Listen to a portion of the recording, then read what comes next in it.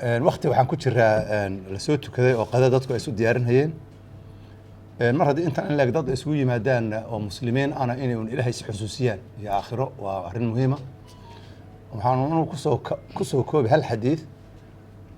nabigu wuxuu yidhi calayhi salaatu wasalaam axabu nnaasi ila allahi anfacahum linnaas ilaahay ninkuu dadka ugu jecel yahay waa ninka dadka u nacfi badan wey nacfigaas ama cilmigiisa ha ku anfaco ama khibrad uu leh ha ku anfaco ama dhaqaale uu leh ha ku anfaco ama waayo aragnimo ama xoog ama maaragtay suldo uu hayay wuxuu doona ha aado yani axabu nnaasi ila allahi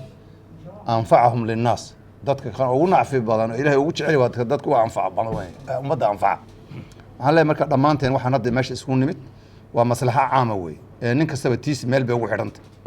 aniga howlahayga khaaska meel bay igu xidhan yihiin adi hebel waxa isku keenkeena waa mid caama weeye oo maslaxadeenna waa maslaxada soomaalida waa maslaxada muslimiinta wey marka insha allahu tacaala waxaan hadda isugu nimid arrintaas weeye qof kastowna ku dadaal inaad noqoti haddaad rabto inuu ilaahay ku jeclaado noqo dadka ugu anfac badan axabu nnaasi ila allahi anfacahum linnaas wey wa axabu lacmaali ila allahi sururun tudkhiluhu calaa muslimin yani acmaasha ilaahay ugu jecelyaana waa inaad qof muslima ka farxis marka waxaan u baahannahay insha allahu tacaala dhammaanteen inaanu middaa taarget ka dhigano oo masaalix shaksi iyo wixii adig dan khaas ku iyo howlahaasoo dhan xaggaan iska dhigno arrimahan oo kale aan isugu nimaadno arrimo ummadda anfacaya uu ka soo baxa meesha marka insha allahu tacaala ilaahayna aanu tala saaranno rabbulcaalamiin cidduusa u kaalmayn kaalmo ma helahayo saa darteed baa xadiid wuxuu nabigu ku yidhi calayhi salaatu wasalaam nin saxaabada isagoo la hadlaya yaa cabdiraxmaan binu samura laa tas'al imaara buu yidhi madaxtinimo ha weydiisanin oo dadka ha dhihin jaga ii dhiiba limaada haddaad weydiisatay garabkaada ilahay wuu ka baxaya kuma kaalmaynaya ilaahay laakiin adoona dhiiban haddii dadku kuu dhiibaan ilahay baa kuu kaalmayn min huna bay marka imaam nawowi culamadu waxay dhaheen qofki weydiista hadduuba ilaahay garabkiisa ka baxayo ilaahay u kaalmayna xageedka nasri inteedii guul ka heli hadduuse ilahay ba kula soconinba guushii ilaahay iyo tawfiiqdiisiiba haddii lagaala noqdo adiga awoodtaada meel ma ku mari kartaa kuma mari karti weeye marka had iyo jeer inaanu ilaahay tala saaranno ummadeennana inaanu anfacno waxyaabaha khaasiyaadka tanaasulaad badanna aanu samayno had iyo jeera qof kastoo muddo yarba adduunka ku noolaan basmo iyo taariikh iyo magac fiican ka tag anoo iska joogaa lagu yidhi niyow jeemanimo iyo shuqulkaasaan kula rabnaa waxaan soo xasuustay reer xuuri 8 sano lasoo dhaafay intii micnaha kursiga aan soo gelin na la yidhi haddana qaata oon diidnay haddana mar labaad reer xuuri haddana kaaliya tumeona kidogo iko haya tukaogopa mujtamaca ahlu khayrka magaalada degan mar labaad hadday anaga familkeena yidhaahdeen haddana chairman aan ka rabaa waxaan dhahnay xoogaha ceeb bay inagu tahay falilaahi alxamdu suu sheekhi sheegay waxaan raadsanay ma ahayn ilaahay hanoo wada barakeeya anagoo dhan awalan thani ya pili waqti siyaasaan ku jirnaa xoogaha muwaafaqa ayaa wanaagsan siyaasaddii madaxa u garaacaya nin walba telefoon uu isoo diraa from governor to mp mcs kulli anagana waxaan mabda'an qabaa oo qalbigayga ma jecli inaan yidhaahda anaa socodsiinaya ma jecli wixii waxaan arkay muddo xun in lagu jiro muddadii muwafaqa sidii tusikuwe kama last time tumeenda hivi na wengine wameenda hivi tuwe muwafaqa na wazee mar baan damcay hata culummada inaan arko waa i suroobi weyday loley baanu nahnay xoogaha mashquul intaan ku noqonay laakiin culummada inta alxamdulilah hataa inta waa joogaan marka muwaafaqa wax ka weyn ma leh committeegina maalintii la doortayna xoogaha dad baa ka yara babaxay ummaddii ka baxay waxaa ka soo harnay hadda 4 qofood camal mahad walaalo oo hadda maqan safar ku maqan Nairobi wa Somali community spokesman Abdulqadir Jailani organizing secretary wana la jooga falilahi alhamd Abdulqadir waa kan wana la jooga vice treasury buu ahaan jiray afartaas hadda ka soo harnay Somali community marka tumewaita ili inshallah tufanye mshawara katika hali hii ngumu ya election. Pia kuna zile mapengo ziko hapo tunataka kujaza kwa uwezo wa Mungu na fikra yenu. marka insha allah saasaan idinku yeeray wabilaahi towfiiq waxaan u dhiibaya insha allahu tacaala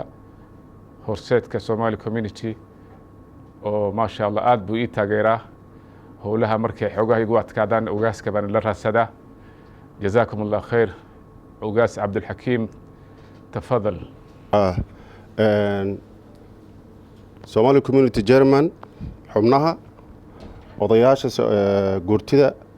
culimada odayaasha kale waxgaradka aqoon-yahanada halka isugu yimid assalaamu calaykum waraxmatullaahi wabarakaatu salaan kadib waxaan u malaynayaa halkan waxaynu isugu nimid inaan wax isla hagaajino khilaaf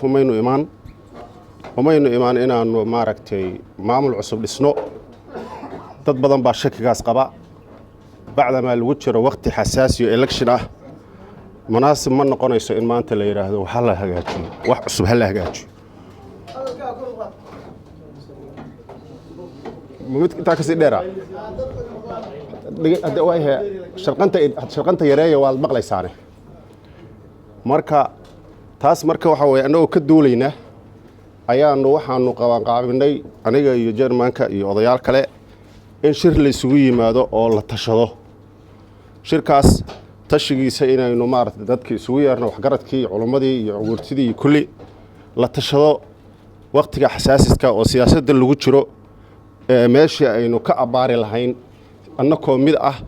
ayna noqon sidii sanadkii hore ayna kala qaybsamin oo kala midba gaar oo meel uga bixin waxaan wax ku noqon karnaa oo wax ku goosan karnaa annagoo mid ah oo wada jirna ayaynu wax ku goosan karnaa sida la adligeed waxa soo baxday inaynu laga maarmaan ay tahay in tan la shiro wax la iskaga ogaado arintaas waxaa jirta Somali community 3 sano ayaa waagi siinay hadda 4 sano ay maraysaa waxaan rabnaa marka inaan sharciyad u sameeyno qodobka koowaad waxaan soo jeedinayaa sanad in loogu daro si shaqada ay u dhamaystiraan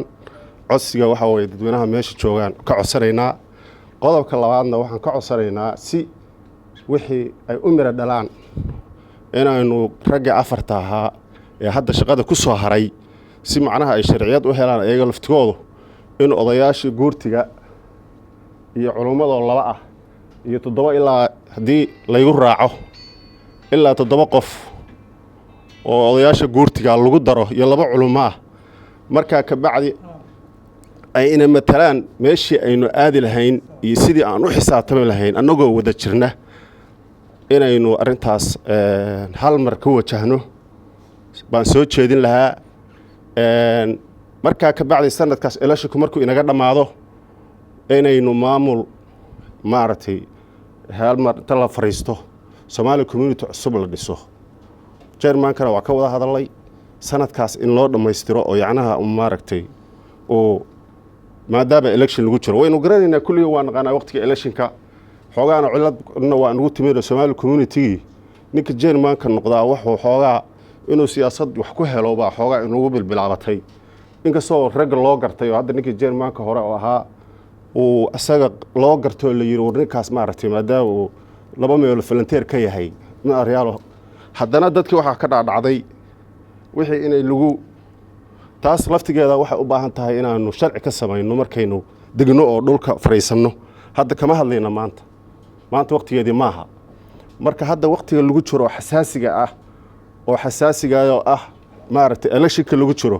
annakoo wada jirna oo gacmaha is haysana inaan wajahna way fadhigeena maanta aan sugu nimid labada qodob baan fadhiga odayaasha u soo jeedinaya hadda igu raacdaan hadda qofkii hadda ku fakarayay waxa la bedelo iskaliq wax la bedelayo maanta meesha looma imaan qofkii ku fakarayay systemka odayaashii iyo waxaas iyo kulli weejo qofka soo wax ku fakaraysay ka soo qaad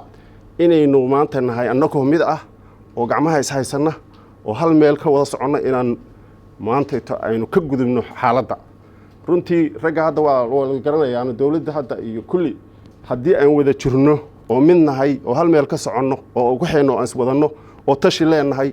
waxaanu gaari karnaa wax alaala waxaan heli karnaa laakiin haddii aynu kala soconno oo khilaaf ina dhexdeena uu bilowdo waxa dhici karta inaynu wax badan weyno ama kala qaybsanaanteena ay wax badan aan ku lumino marka waxaan taas aan ka codsan lahaa aad iyo aad baan u mahadsantihiin adeer Ismaaciil oo kale waan hormarin lahaa maadaama inoogu mudan yahay odayaasha ka bacdina odayaasha guurtiga markii nin iyo laba iyo saddex hadlaan dadka kalena qof iyo laba maadaama waqtigu yar yahay intaasaan dhihi lahaa. bismillaah alxamdulilah wasalaatu wasalaamu calaa rasuulillaah ama bacd. anugu hadal badan odhan maayo, xabeebna waan qabaa, waana yar xanuunsanayaa. arrin yaroo keliyeeta oo laga warwareego umaananu idin dhex dhigayaa. waxaan idin odhan lahaa dardaaranna igaba ahba, meesha la isugu yimaado oo 5 nin iyo wax ka badan isu yimaadaan, hal kelmad oo yidhaahdaan ayaanu ka bari lahaa Soomaalida, oo ah tawfiiqda in Ilaahay Soomaaliya waafajiyo, in Ilaahay tawfiiqda waafajiyo ayaan ka bariyaa. waxay Soomaali lacag dhigan laadahay oo ay waxba ugu hagaagi layihiin waa isgarabyaac iyo iyadoo nina nin kale aaminin. waa in aaminaadi timaadaa oo la kala xishoodaa oo la isxilqaamaa, la isxil dhowraa, oo in meel loo wada jeego. maxaa yeele waxaynu isugu nimid waa hal dan war maxaa inoo dana weeyaan. waxa inoo dana haddaan waxaan ku heshiina ayna soconaynin, bilaash baa dadka aanu isu lugoynaynaa ama aan u imaanaynaa ama aan waktiga isaga luminaynaa.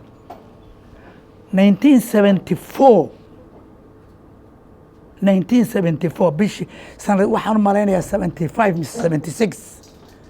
ayaan bilownay communitiga Soomaalida. aniga aadan baba joognaa hadda, labadeedaa ka nool hadda dadkii waktigaa joogay. Soomaali oo dhanna 50 qof ma dhannayn,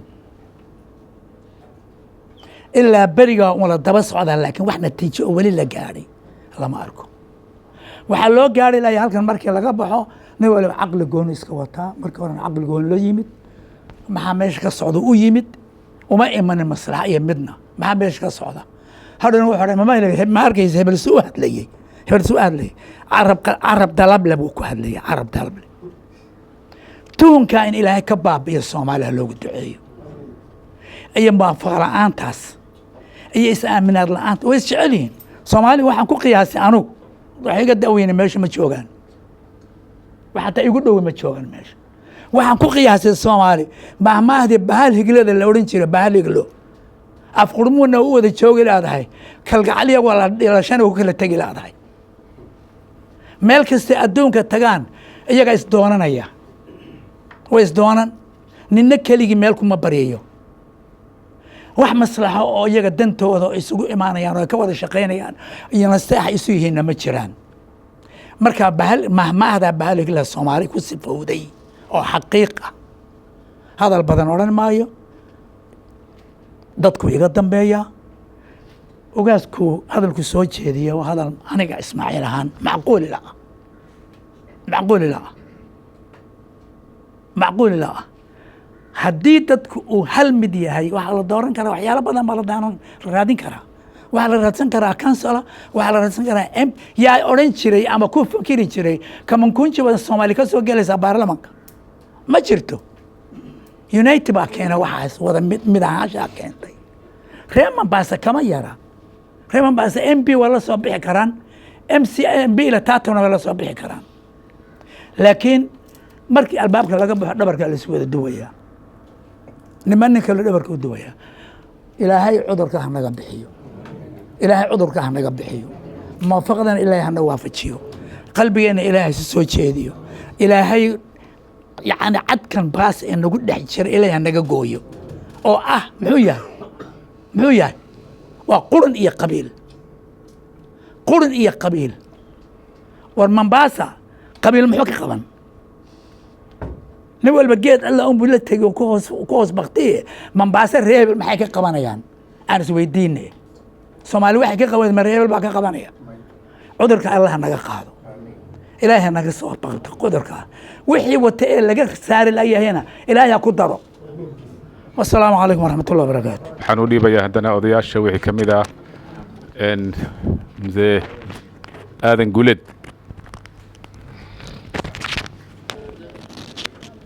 oday Ismaaciilna waa idin sheegay since 74 76 77 yaan ku dadaali jirin inaan Soomaali inaan isu keenno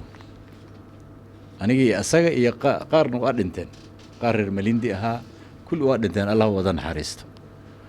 marka waxaa waaye arrintii khilaafkii weli waana daba socdaa odayaashii u sheegeenna waxaa waaye un waxaan halka markaan wax ku wada hadalno albaabka markii laga baxaa nin walba dee tutiise ayaa meel u taalla marka siduu ogaaska yidhi dad badan baa waxay ku fikirayeen yacni aan bedelno guddigii hore de guddigii hore maxaan ku bedelnaa mid dhaama ma haynaa yaan keennaa yaan ku bedelshannaa waxaas kulli ayaa su-aashaas kulli ayaan isweydiinay haddana wakti xasaasi ayaa lagu jiraa marka waktiga xasaasiga lagu jirana nin walba siduu oday ismaaciil ay u sheegeen nin walba qalbiga wax baa aga jira mid baa waxaa suurtooda inuu rabo kansalaan raba inaan meel aga istaago mid baa suurtooda inuu qabo inuu leeyahay dubutaati inaan meel ka noqdaan rabaa waxaas kulli waxay u baahnaan lahayd annagoo waxaas muwaafaqo ku ah inaan isniraahno meeshaas iyo meeshaas ayaan kansala ka raadsanaynaa meeshaas iyo meeshaas ayaan dubutaati ka raadsanaynaa siduu odaga ismaaciil idiin sheegayna kamakunji soomaaliya waa ku soo baxay muxuu ku soo baxay iyadoo soomaalidii isla jirta yaa haddana communitiga kalena yaa ninkii uu kabsaday ninka hadda meesha ka soo galay inay voodka siiyaan kukuyi ood og tihiin siday yacni soomaalida hadda waa iska soo horjeedna annagii kukuyi had iyo jeer dad isfiirsanayaan nahay waxaasna waxaa keenay waa beecmishtarka na dhex yaala dhibaato kale ma leh marka iyadoo taas jirto yaa kukuyadii waxay ka doorteen ninkaas soomaali inay doortaan sababtana maxaa waaye waxqabadkiisay arkeen dadkana waxa lagu ixtiraamo waxaa waaye waxqabadkiisa marka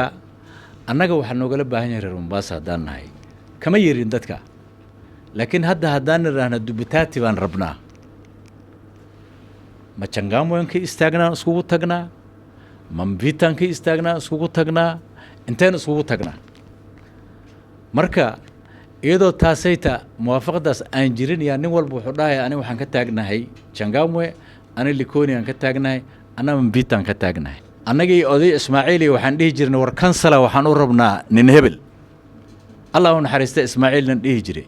Ismaaciil si toos aan kansala aan u soo gashan jirnay ilaa waxay ahayd waa ku tashanay oday ahaan aan saarno reer hebel xagga aan iska dhigno saasuu noogu soo geli jiray waxaan weli aan sii heli jirnay nominator seat aan heli jirnayna waa jirtaa marka sidaas awgeed annaga hadda electionkii baan na soo hayo alreadyna waxaan arkaynay dad yacni decision gaaray already marka sidaas awgeed ayaan u weydiisanay chairmanka waxaan niri nin yahow saa kuma socon karne ilaa hadda safarka hore waxaan waynay wasiirka aan heli jirnay waa waynay maxaan ku waynay muwaafaqo la'aan hataa haddaan dhihi lahayn nominator kansalaha noola raadiyo waa kala tagnay marka ma rabno tii inayna qabsato hadda waxaan noo furan sanad idil baan hadda leenahay 8 bilood miya ayaa ka haray 8 bilood bal inaan muwaafaqo yeelano bal aan niraahno ninkii hadda already candidates dubutaati waa la sheegay waa lagu dhawaaqay weli waxaan ka warhaynay kii Changamwe inay sidii weli u taagan tahay in yacni uu ka tanaasulay tayib yaan ka warhayn laakiin already yar samatar la yiraahdo yaan maqlay inuu Mvita rabo inuu ka istaago okay kuraasta marka hore BBI dan waxaa la rajaynayaa inay kuraasta badiso oo 3 lagu daro at least halkan 3 hadii lagu daro marka Soomaali bal hadaan ta 5 karnoon ismaqlayn inaan niraahno bal kursigo aan ku dagaalana inay ahaataba hadaan Changamwe la aadayn hadaan Nyali la aadayn hadda Nyali oo kale kursigeeda Maxamed Cali baa soo galay haddaan isniraahno Soomaaliya aan Nyali iskugu tagna aan qof dooran haddaan niraahno de waa wax aan sameyn karno marka waxa noo soo haray waxa waaye horta hadda waxa suurtooda inaanan hataa muwaafaqo xoog leh aan laga helin dubutaatiga iyo kansalaga inaan muwaafaqo fiican aan laga helin laakiin hadda annaga waxana dhex yaala oo yacni kulliga annaga yacni aan isku raaci karno oo yacni aan meel u wada jeesan karno waxa waaye governorka iyo senatorka ilaa labadaas meeshaad joogtid yaad ka dooran kartaa haddaad Changamwe joogtid Changamwe ka dooran haddaad joogtid Likoni aad ka dooran marka labadaas horta dee dhibaato ma jiraan xaggoodii waa annagoo un ku heshiino odayaashii markay haddana waxaan ku tala jirnaa I think ugaaska waa ka booday waxaan ku tala jirnaa siduu idiin sheegay in guddiga hadda jooga oo afarta inaan ku darsanno odayaal oo xagga electionka in dadka talada ka gaaraya inaan dooranna oon iska soo xulnaa dhexdaanadii marka odayaashaas iyo chairmanka dadkiisa inta ka hartay in always fadhi aan wada qaadanno markaan hadda hataa aan waxaasayta isku ogolaanno inaan dadka meesha lagu haro ay tashtaan ee ayaga dhexdooda haddana ay iska sii doortaan ninka chairman ugu noqon lahaa arrintaas oo la daadihin lahaa inay iska doortaan dhexdoodii marka soomaaliya meesha waxa yaalla waxaa waaye waxaa naga loo baahan yahay dad ismaqlaayo dad meel u wada socdo inaan noqonnaa siduu odaga uu sheegay Mombasa ninka qabiilkiisa muxuu ka qaban karaa wax uu ka qaban kara ma leh meeshaan jalwa joogta abuliya joogta ayagoo sii joogay ayagoo ku imaanayaan Soomaali vote-kaagan rabaa isii bay ku leeyihiin kan jalwa kan abuliya u tagay sidaas mukaambe saasa la isu raadsanaya dadkii qabiil kaligiis wax ka qaban kara meel ma jirto laakiin ayaga maxay nagu dhaamaan maxaa waaye hadday yiraahdaan nin hebel la rabaa ninkaasay raacayaan kulligood jalwa hadday tiraahdo ninkaasay taan rabnaa annaga jalwada saasay u raacayaan mukaamba hadday tiraahdo saasay isu raacayaan marka hadda annaga waxaa noogala baahan yahay inaan tashanno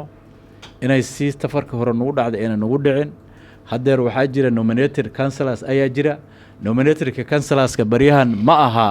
waqtiga electionka uu dhaco la dooran jiray ma aha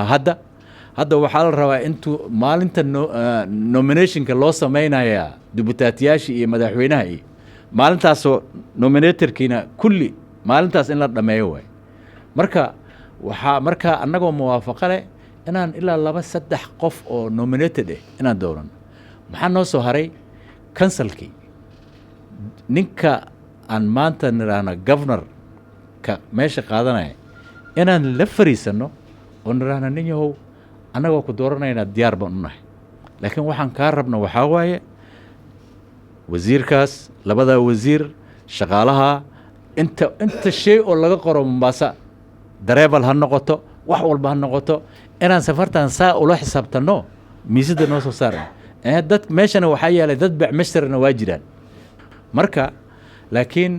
waxaas kulli inaan ka wada hadalno oon ka tashanno dad tala gaaray annagoo inaan yacni saas ku galnaa electionkii hadduu ilaahay yidhaahdo ilaahayna gaarsiiyo marka insha allah aniga intayda saasaan kusoo dhamaysanaya أعوذ بالله من الشيطان الرجيم إن الله لا يغير ما بقوم حتى يغيروا ما بأنفسهم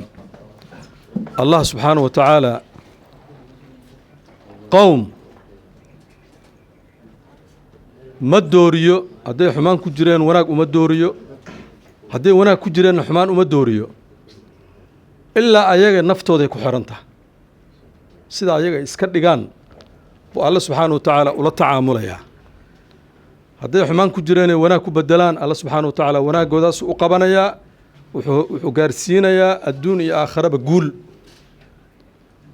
هذا وناك كجرين حمان وبدلاننا الدنيا آخرة وخسارة يعني مركب ولا لي الحواية برتوني أنا هوس صورجن سومالي هذا النهاي يعني أنا هوس اللي صورجن وأكتهين حق بعشرة ذا كيو دن نيروبي كوستيغا ويسترن كينيا ريفت فالي نورث ايسترن ميل كستبا مانتا مجتمع الصومالي هدي سن نمبر 1 اهين اما نمبر 2 وان ku guuleysanay sidoo kale xagga dacwada wad ogtihiin hadda maanta sida carabta markuu carab la aadi jiro wax ka doonan jirnay maanta annaga dhisana masaajideenna macaahideenna jaamacaadkeenna madaaristeena awqaafteena annaga isku tashanay carabta iimaanaysa nala yaabanba waxay ku leeyihiin warnooyahow 10 milyan baa la aruuriyay iyo 15 baa la aruuriyay iyo guri waxaa la dhisay 1.2 billion ah markaas maartay Abubakar Sadiq Sili 6 lacagta ku baxday wad ogtihiin annaga halkan ibn Cabbaas 140 milyan oo shilin baa lagu dhisay carab kama iman jaabka dadka Soomaalida oo ganacsatada ah oo muxsiniinta laga soo aruuriyay Al-Furqaan waad ogtihiin half billion baa lagu dhisay oo Keemane ah 500 oo milyan baa lagu dhisay Soomaali baa aruurisay madaaris baan leenahay isbitaalaan leenahay waa tan hadda laga sheekeynayay waxa waaye dacwadii iyo tacliimtii iyo caafimaadkii iyo ganacsigii kulli waxaan ku gaarnay midnimo dadka lacagta aruurinaya ma dadka carab baa noo aruurinaysa Soomaali baa aruurinaysa culimada Soomaalida iyo maartay komitiyada ay leeyihiin baa aruurinaya mushkiladeena hadda waxa waaye markii maamulka siyaasadda markay timaado iyo Somali community mawjida waxaan qabaa ayada nafteeda odayaashii iyo culimadii iyo ganacsatadii baan si daacad ah oo lilaahi ah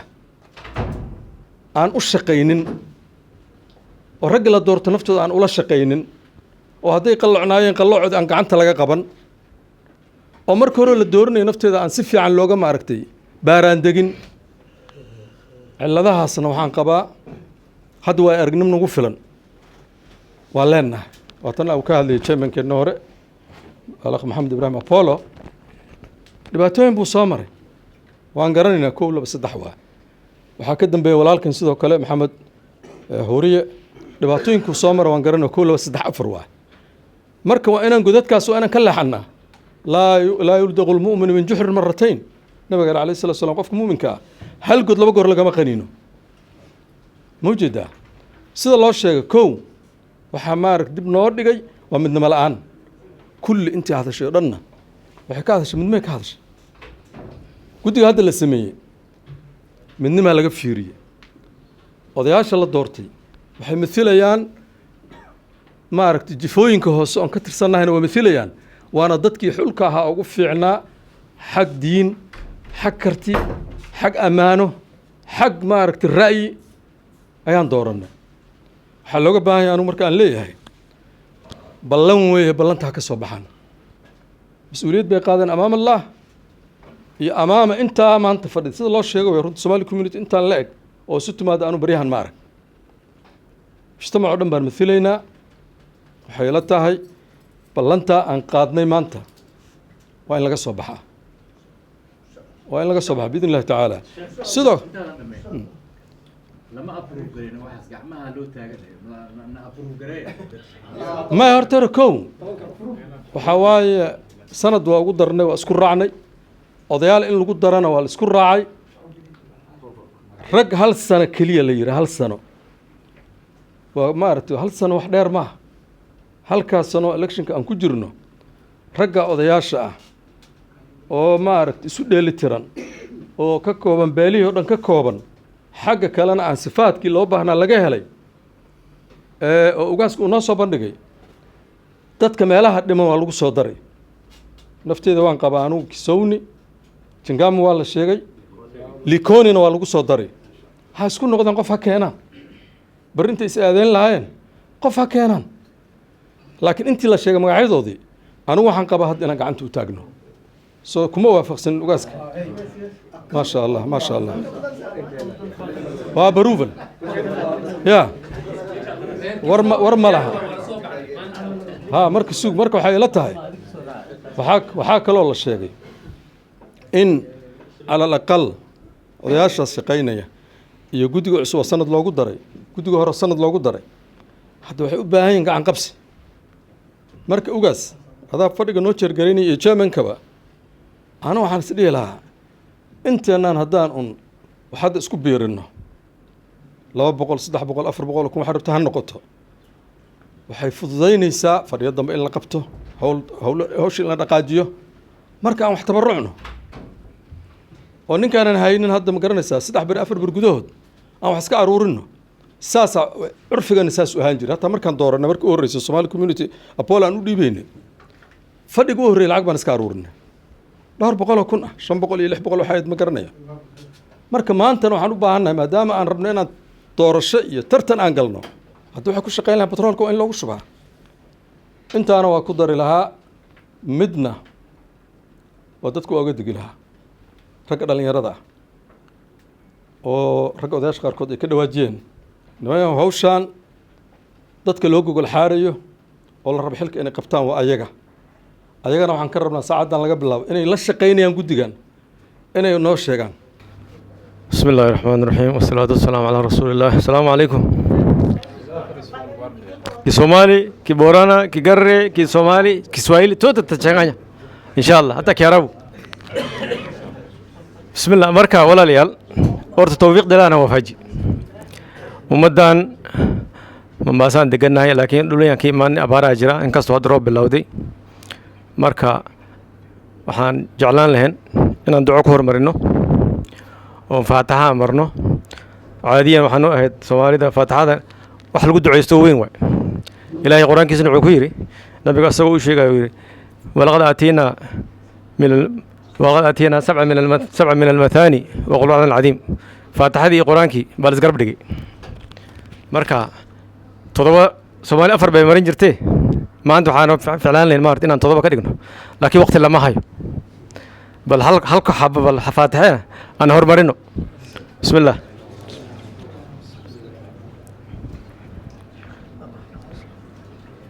صراط الذين أنعمت عليهم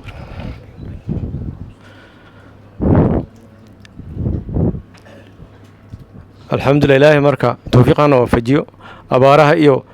عولكي دباتة جرت إن شاء الله إلهي أنا موتيو أنا قلبي جاي إلهي سكسو دو محيا ودياش واي كعبنا وحاوي توفيق لانت مركا إيدو ساستاي أجندها ودياشا أي كهالين باربنا إنان سوجل عنو ونسوع عنو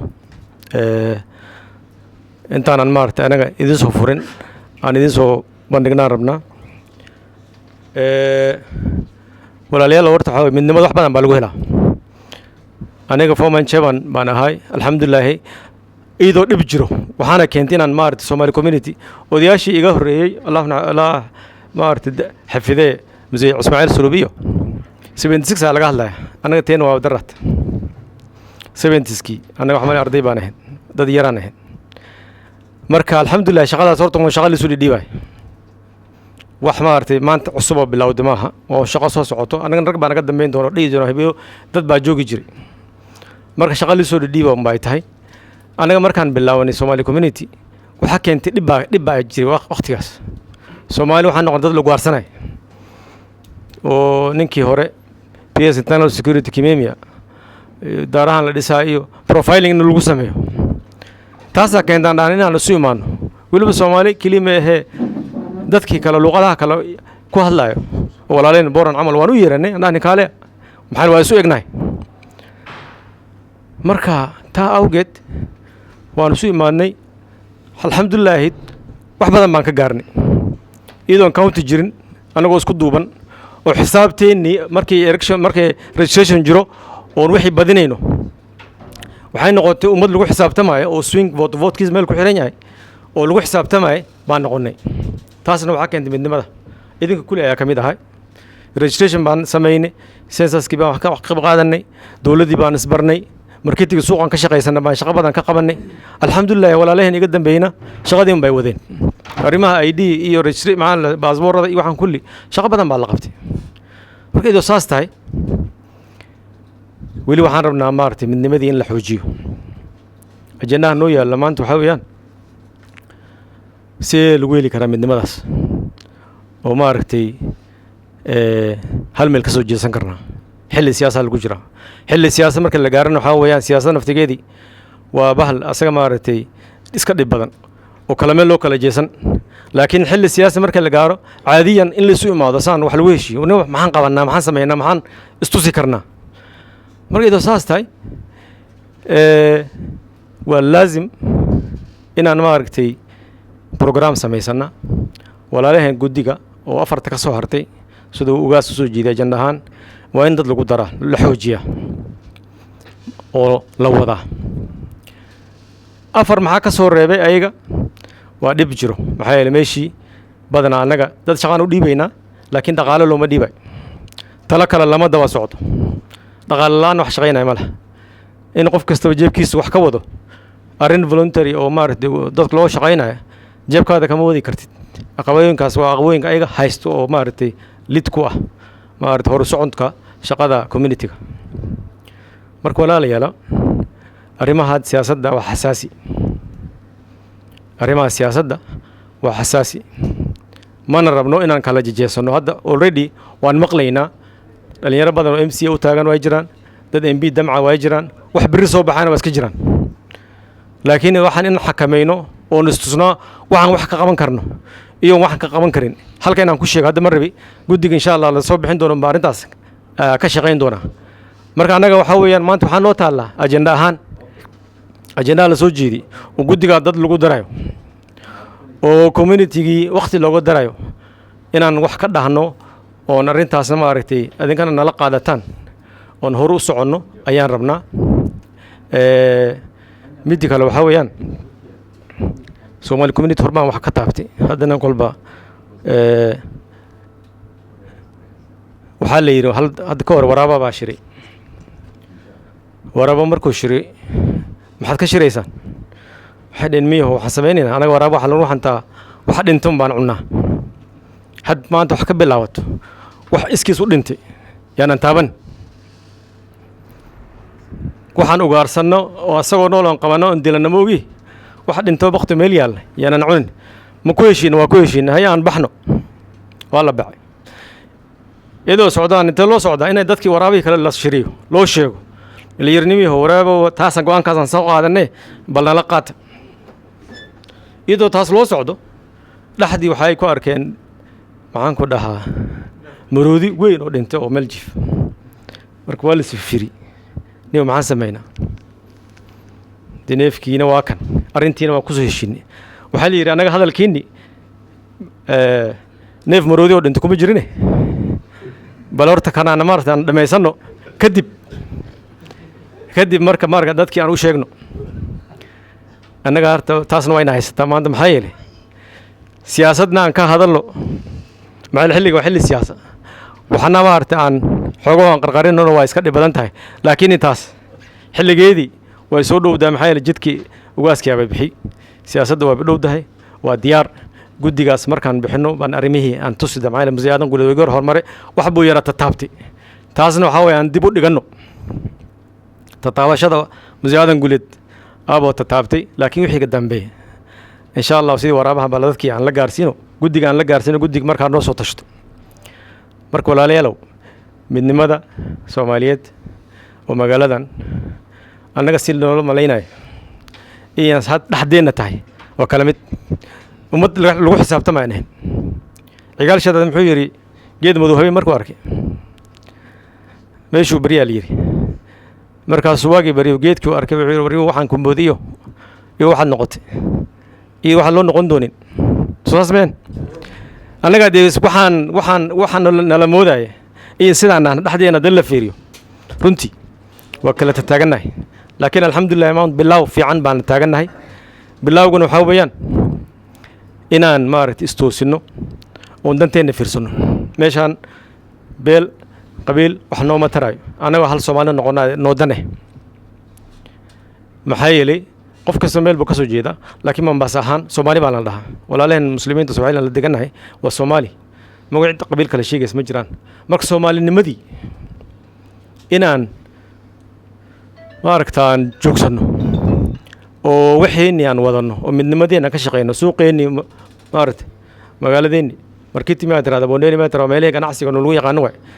guryaha anada front line ganacsiga alxamdulillah xabad baan maaragtay u gadanahaynaa oo bedelahaynaa taas waa nicmo ilaahay magaalada masaajid aan dhisanay masaajid labaad hadda dhameystirkiisa wadnaa marka waxaan kulli waa nicmooyin magaalada alxamdulillah ku soo bilaaranaynaa marka nicmada ilaahayna siiyey dadkeena dhulka jiro markay maqlaan dhibaatada soo gaarto abaar ahaato wax la dhisaa deeta Mombasa noo aadan baa la dhahaa waa meeshii khayrka lagu ogyahay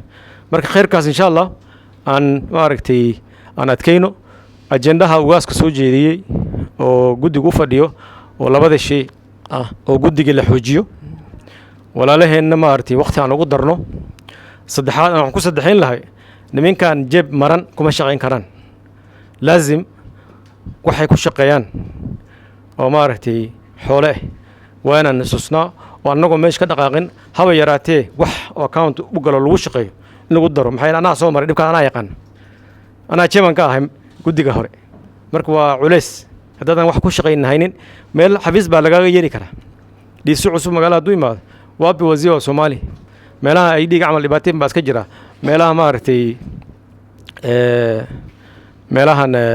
immigrationka waxaa kaloo jirta haddaan fursad hela ma ogi laakiin aan rabo inaan soo jeediyo oon walaaleyna soomaalida soo bandhigo waxaa weeyaan rag madax oo soomaali ah baa hadda magaalada joogaan rag badan oo walaal ah jooga oo soomaali ah maalin qada sharaf in aan u samayno oo maaragtay aan la shirno oon maaragtay isbaranno naftigeeda muhiim way marka insha allah taasna wax noo dambeeya waa guddiga insha allah uu qaban doono marka intaasaan nooga baxaya ajendahaas insha allah hala taageero intaasaan leeyahay asalaamu calaykum hadda waxaan siinaynaa insha allah Mr. Aadan Isaaq. السلام عليكم ورحمة الله تعالى وبركاته.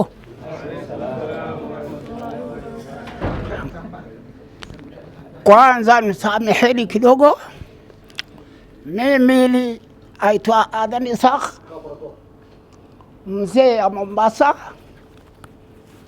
na ndio mwanzilishi ya Mombasa ni mimi kwa Wasomali. Kila mmoja angalie kama ni rongo au kweli. Kila mtu angalie kama ni rongo au kweli. Mimi mtoto mdogo nilianza Somali. Iko wazee wangu jembe ya Mombasa ingine nataka kusalamia. Adam Gulet, Mzee Huri, Sheikh Hassan, Mzee Ismail Surub. Hawa ndo jembe ya Mombasa nashikana na mimi. Jembe ya Mombasa hii yote sasa na starehe na kai, kila mmoja amebeba, amepata mali. Sisi ndio jembe. Kwa hivyo ndugu zangu, tuwe clear, tuwe community ya kweli, tusaidiane. Tusaidie wa Somali, tuungane. Assalamu alaikum warahmatullahi wabarakatuh. Warkii odayaashu waa wada mareen. Ogaaskana asagaa hawsha furay oo wuxuu noo soo jeediyey in hal sano loogu daro jeemaanka. taas in la approval gareeyaan anigu waxaan maaragtay hadalkay ka dhigan lahaa oo aqbalay ogaaska soo jeedinta uu soo jeediyey in hal sano aan ugu darno. Marka yaa wax ka qaba mise waa approve gareynaa gacanta.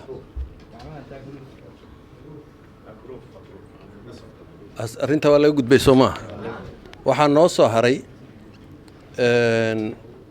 odayaal baa jiray la yiraahdo guurti anu ka mid baan ahaa. Waxaanu haysanay gadaal meesha la yiraahdo guddiga iyo sidoo uu shaqeynayo. Shaqadii hoos bay u dhacday. Dadkii waa kala tageen. In hadda wax la isku baridaal rabaa. Marka ayadana inaanu guddigaas hadda jira guddi ku darno oo aan xoojino. Ayadana approve bay inay ka rabtaa. Ku dara. Mabruuf ba rag baa gacmaha laabtay oo siyaasadii waxba lagu kala qaybsan yahay. Hal la taago ya ma waxa jirjira waa ognahay laakiin waxa weeye give and okay ayadana approve way. Marka inteenaan waxaan ognahay markii run la isu sheego inay adag tahay dadku inuu israaco oo hal meel intuu isu raaco yiraahdo waxaan noqonaynaa sida shimbiraha wada duulo kale. Laakiin waxa weeye ayada oo xoogaa la kala leexleexan karo bisna waxaan dardaarmaynaa haddaan odayaashii nahay si aadaab leh oo akhlaaq leh oo ixtiraam u leh guddiga iyo chairmanka iyo Somali community chairman ninkaasaan u naqaanaa Soomaa. Rag kale oo wax ku hadlaana waa jiraan Soomaaha oo yiraahda chairman-nimo kale iyo waxyaalo kale. Laakiin qofku waxa weeye wixii asagu wax ku raadsanayo ama dantiisa ama hawsha ah laakiin Somali community chairman intaanu intay approve gareysay oo og tahay waa ina xuuri Soomaa. Ninkii kale oo jira oo asagu maaragtay hawshiisa nidaamkiisa tartiibtiisa u wadanaya waxa weeye maaragtay waa laftigeeda waa in dulqaad la isu yeeshaa. Marka waxaan soo jeedin lahaa oo aan dhihi lahaa Soomaalida in ay waa iskhilaafi karaan laakiin khilaafkaas inuu noqdo mid aan dadka kala geynin ee uu noqdo mid aan hoos gacmaha u dhaqanno oo insha Allah taala labada shayna odayaashan waxaan ku celinayaa in ay noo magacaabaan guddiga ay kordhinayaan siday u kordhinayaan iyo proposalka siduu noqonayo iyo inuu magacaabu noqonayo inaan intaanu dooranayno ragga fadhiya ka dooranayno waxaa weeye arrintaas ku celi ama chairmanka iyo ugaaska السلام عليكم بسم الله الحمد لله والصلاة والسلام على رسول الله وبعد أنا هرت أنا هالله مهن ما دام سمعي السرب وهذير كي جو هالله وحن كو هالله هاد مقالناي لكن وحن وهالله والله هالله هذا لا ليه هو أنسك هالله وحن أمرينا توقع السواحيلي كو هالله وحوش تهاي رنتا إنسو شيء runta hal isu sheego Somali community haddii doorasho kale u jiri maxana mala iska dayno Somali community kama shaqeyn karto doorasho dad leeyahay kale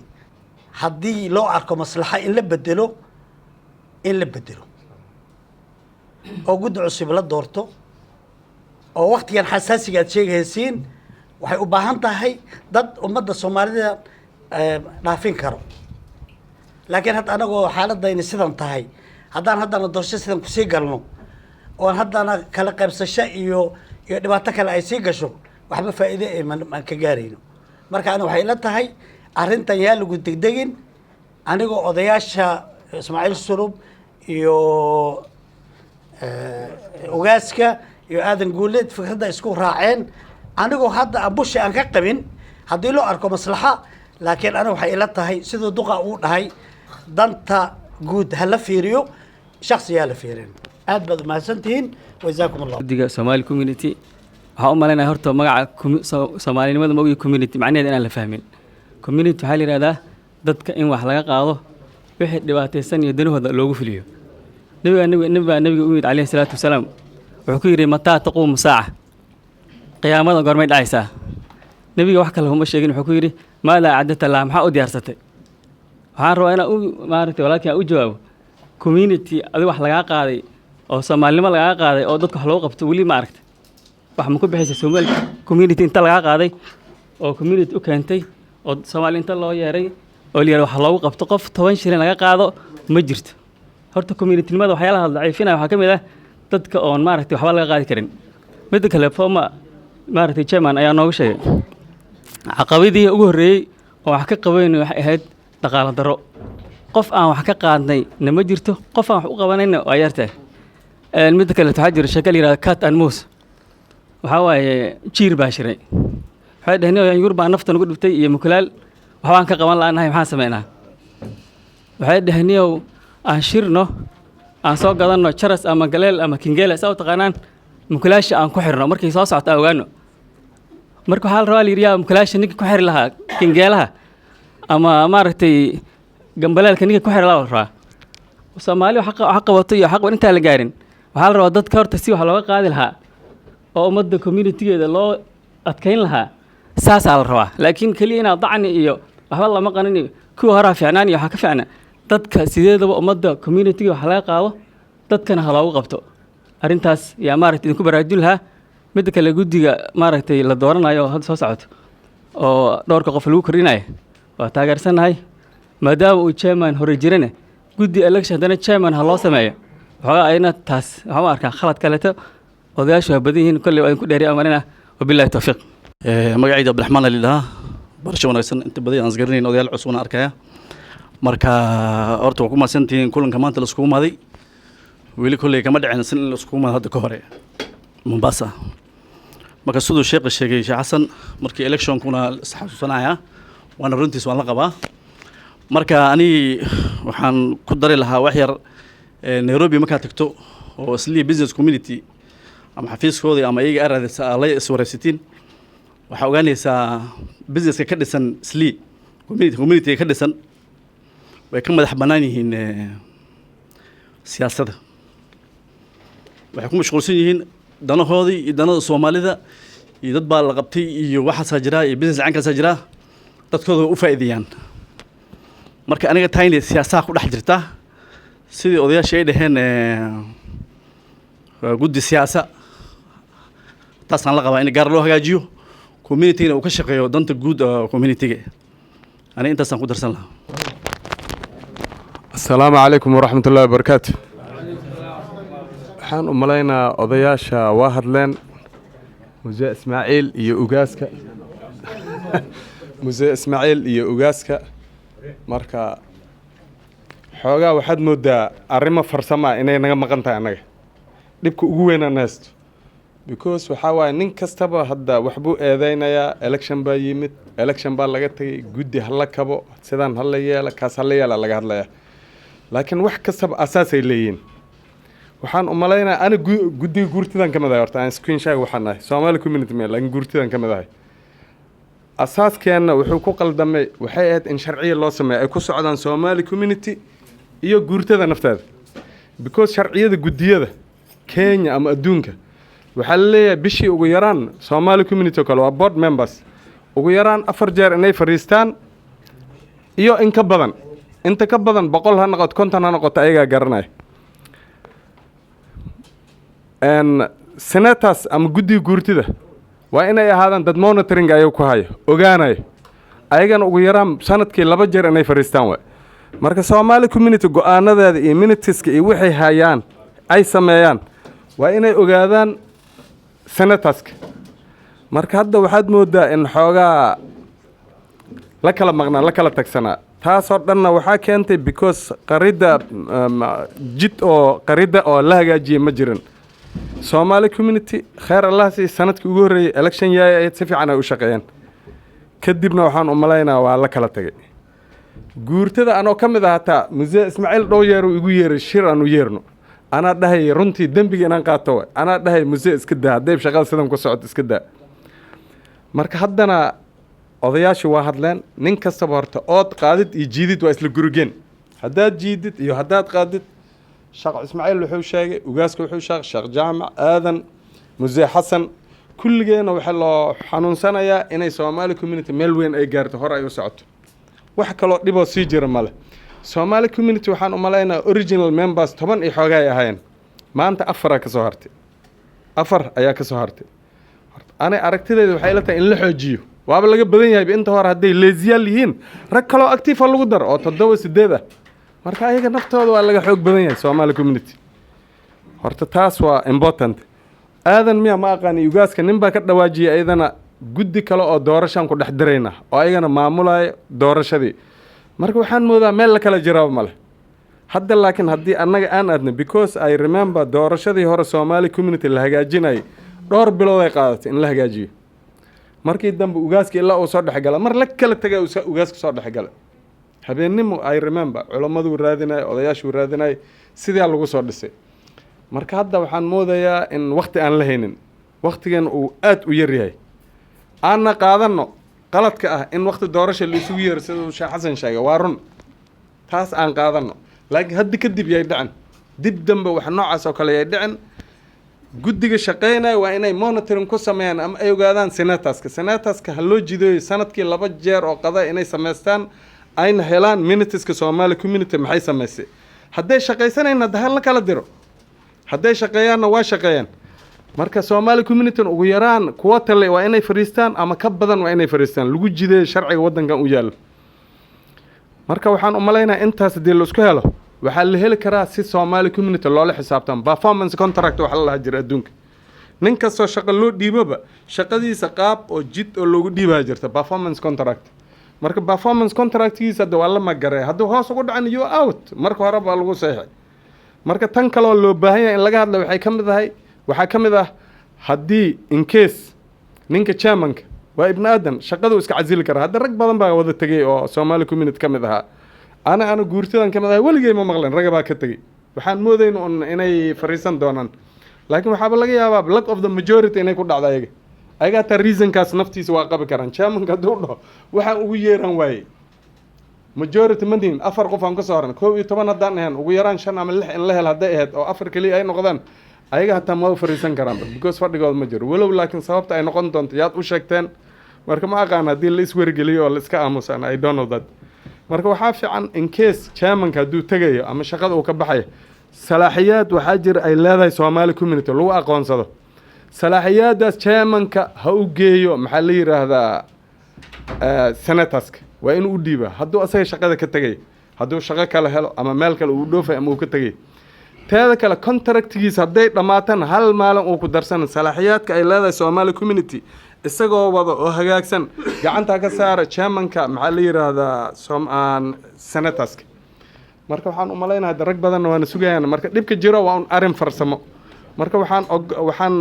yeeri lahaa Soomaalida maanta meesha isugu imaad in United la noqdo wixii qaladoo dhacay la saxo raggaana la xoojiyo waa laga badan yahay daana dib uma arka hadii afartooda meesha ay joogaan 7 ama 8 kale lagu daro oo rag kale experience lagu sii daro I think so wax bayan ma jiraan marka marka intaas aan uga baxo assalaamu calaykum waraxmatullaahi maadaama dadku gaajaysan yahay waa soo aruurinayna insha Allah waa soo ka sii fiicnoo weeye sida hadda tahay xumaan ma jirto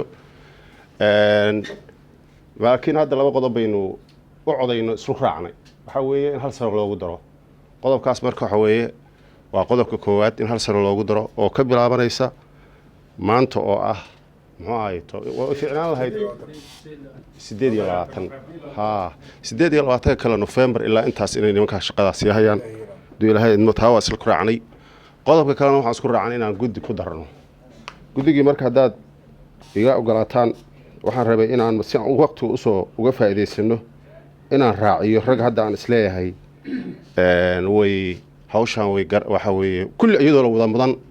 laakiin nig hadda la miidaamiyo wax un baa la yiri waqtigiisa wax ka bixi un baa la yiri hadda meeshan xoolo ma yaalaan dib un baa yaal Somali community dib un baa yaal qofkii garanaya dib un baa yaal waxyaalaha kale oo hadda la tabayo oo xagga sharciyada ama ha noqoto guurtida ama ha noqoto Somali community memberska sharciyada dhexdooda waxaan rabnaa inaan si fiican uga fakarno guddi loo qabto la habeeyo waa wax inooga baahan inaynu maaragtay ka shaqeyno waqtina la geliyo runtii qodobka kale oo ah in dhaqaale la helo waxay ku xiran tahay sida loo manage gareeyo ku xirantaa community-gu say u manage gareeyaan dadka ugu yeeraan ugu xeeyaan iyo dadka hadda se insha Allah taala maada guddigii inaan ku dhawaaqo haddaad igu raacdaan baan jeclaan lahaa waxaan u yeeri lahaa marka ugu horeysa adeer Ismaaciil sulub inuu istaago fiicnaan lahayd qofka da istaagi kadib waxaan ku xijin lahaa Abole waxaan ku xijin lahaa aadan guuleed okay Saalax Bey okay Imaam Nuur waxaan fiirinayaa bayska dadka waan eegaya waxyaalo kale Cabdisalaam Garweyne ma joogaa ya anigu waxaan dhiri toddobadaas Cabdiday ma joogaa Cabdiday bas toddobadaas iyo culimada oo laba nin laga sugayo sheekha noo sheegi doona ana culimadana guddiga lajnay leeyihiin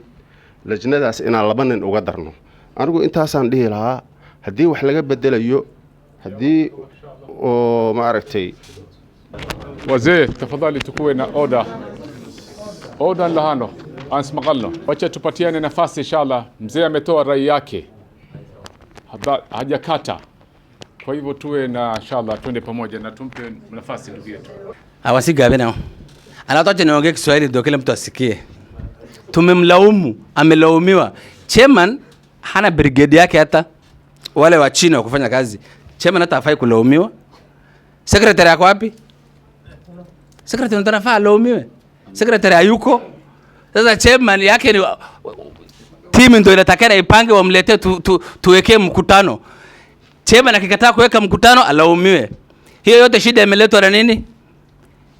mimi nimepinga proposal ya ugasu wetu akiwa ametaja tayari nikanyosha mkono ambayo kidogo ni si heshima pole amesimama akataja another analog peke yake tena wazee tupu tena ndio maana unaona vitu haziendangi vizuri mix weka professional ukiweka chairman mzee weka kijana chini yake kijana ambaye bado atakimbia atakuwa na nafasi ukichagua treasurer mzee weka kijana analog chini yake hii community mimi sipingi chairman atolewe hata haina haja itolewe apatiwe backup nzuri apate backup vijana professionals awekwe chini yake watengeneze constitution baada ya kutengeneza constitution hakuna mahali wanaweza pita waseme kwa siasa tunapitisha mahali fulani kwa sababu kila mtu ako involved Ikiwa chairman fulani anaweka kijana mdogo ambaye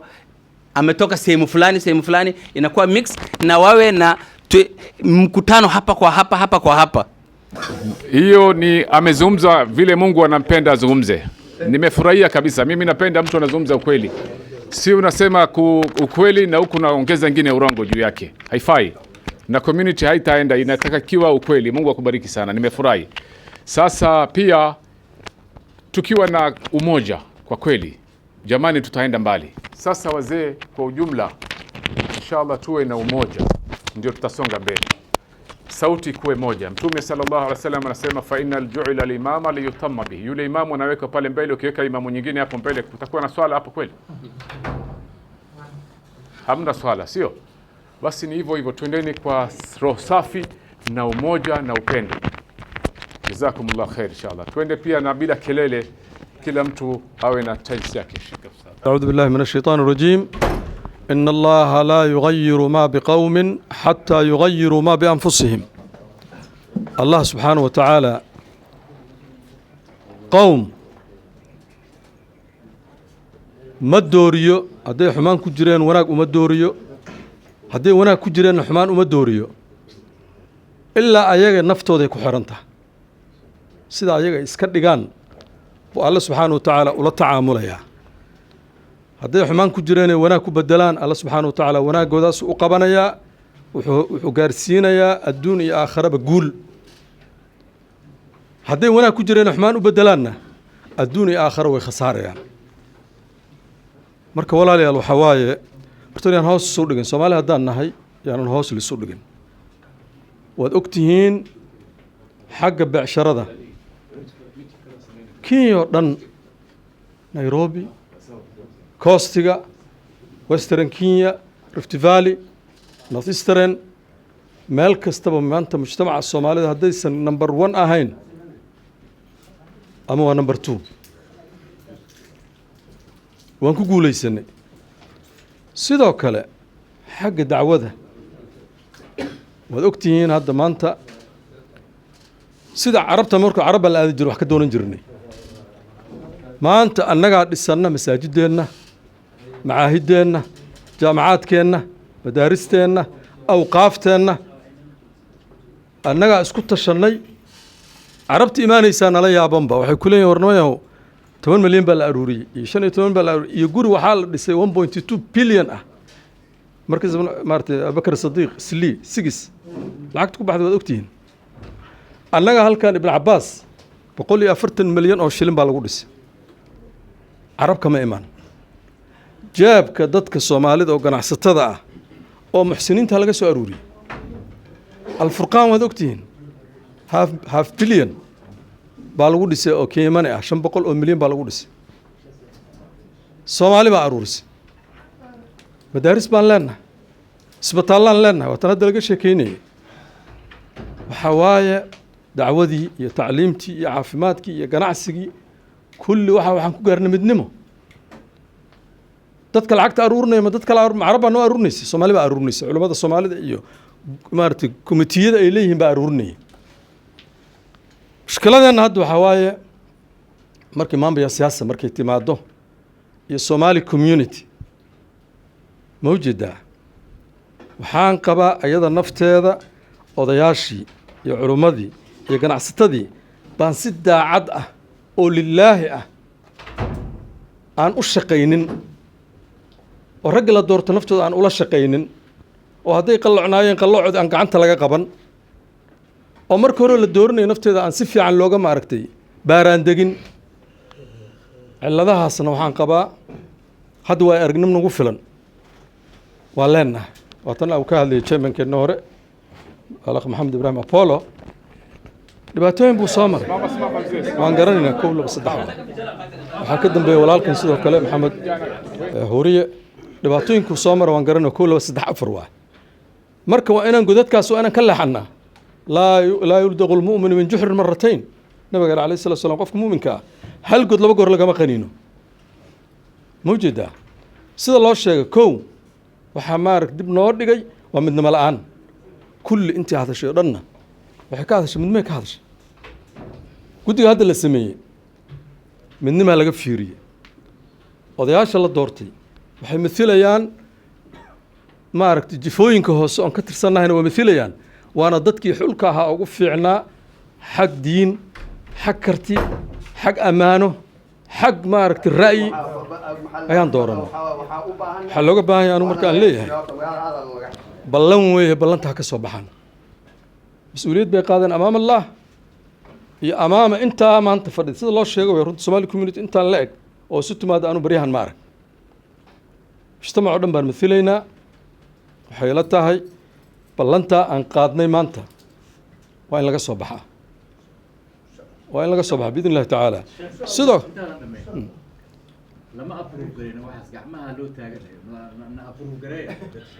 ما هرتر كون وحواي سند وقدرنا واسكر رعني odayaal in lagu darana waa la isku raacay rag hal sano kaliya la yiri hal sano waa maaragtay hal sano wax dheer maaha halkaas sano electionka aan ku jirno ragga odayaasha ah oo maaragtay isu dheeli tiran oo ka kooban beelihii oo dhan ka kooban xagga kalena aan sifaadkii loo baahnaa laga helay oo ugaasku noo soo bandhigay dadka meelaha dhiman waa lagu soo daray nafteeda waan qabaa anugu Kisowni Jingamu waa la sheegay Likonina waa lagu soo daray ha isku noqdaan qof ha keenaan barinta is aadeen lahaayeen qof ha keenaan laakiin intii la sheegay magacyadoodii anigu waxaan qabaa hadda inaan gacanta u taagno soo kuma waafaqsan ugaaska ma sha Allah waa baruuban ya war ma laha ha marka suug marka waxay ila tahay waxaa kaloo la sheegay in على الأقل odayaasha shaqeynaya iyo guddiga cusub sanad loogu daray guddiga hore sanad loogu daray hadda waxay u baahan yihiin gacan qabsi marka ugaas hadaa fadhiga noo jeergareynay iyo chairman-kaba ana waxaan is dhihi lahaa inteenaan haddaan waxaad isku biirino 200 300 400 kuma xaribta ha noqoto waxay fududaynaysaa fadhiyo dambe in la qabto hawshii la dhaqaajiyo marka aan wax tabarucno oo ninkaanan haynin hadda ma garanaysaa 3 bir 4 bir gudahood aan wax iska aruurino saasa urfigana saas u ahaan jiray hatta markaan dooranay markii u horeysay Somali community Apollo aan u dhiibeynay fadhiga u horeeyay lacag baan iska aruurinay 200 kun 500 iyo 600 waxaad ma garanaya marka maanta waxaan u baahannahay maadaama aan rabno inaan doorasho iyo tartan aan galno hadda waxa ku shaqeyn lahaa petrolka in loogu shubaa intaana waa ku dari lahaa midna waa dadku uga digi lahaa ragga dhalinyarada oo ragga odayaasha qaarkood ay ka dhawaajiyeen